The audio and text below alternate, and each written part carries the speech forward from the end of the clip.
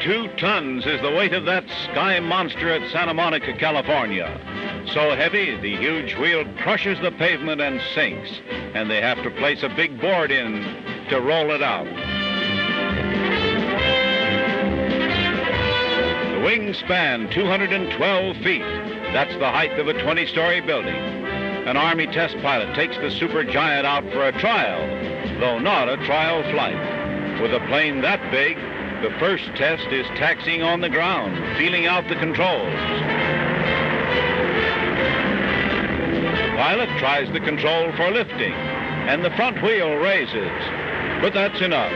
He'll report on the ground test before he actually takes off and makes a test flight in the biggest bomber in the world.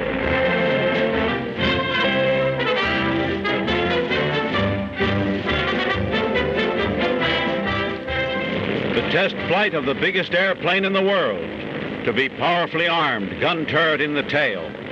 At Santa Monica, California, 45,000 spectators watch with tense interest as the Douglas super bomber B-19 takes off.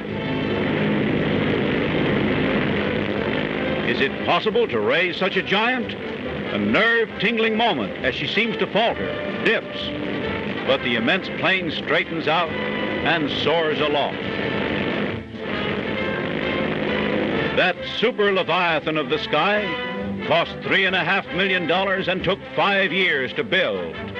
Cruising radius more than 7,000 miles. The landing is a drama. Will it be successful? Takes the utmost of skill to bring to Earth a plane of new design and of such magnitude. Wingspan 212 feet. Total weight when fully loaded, 82 tons. And that's being landed for the first time. Wheels down.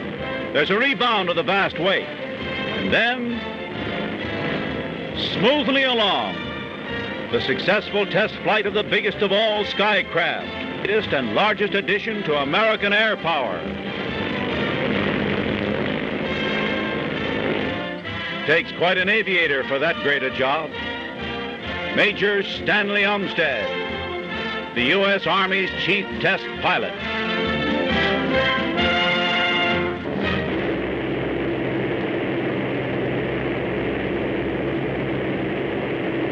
Final flying tests for the world's biggest and most powerful bomber, the United States Army's B-19.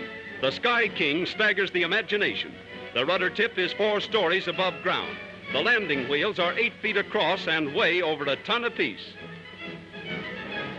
To each wingtip is a half a block's walk.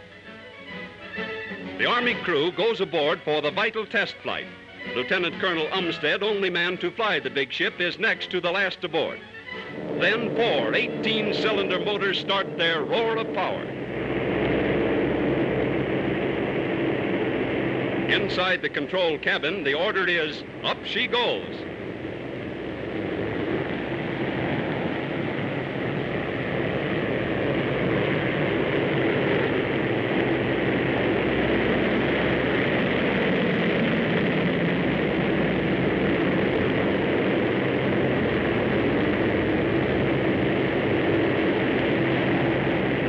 Perfect takeoff, and the big 2,300-pound wheels fold gracefully into the fuselage.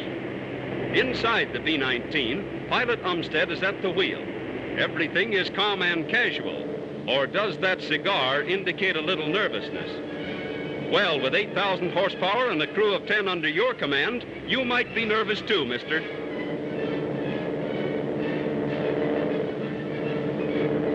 Gun turrets are all over the B-19. In all, there are 18 emergency exits for the crew. Now, let's look inside a wing. Man-sized passageways run through the wings to the motor repair stations. The motors are air-cooled. Each generates over 2,000 horsepower. Each wing also is designed to carry 6 bombs.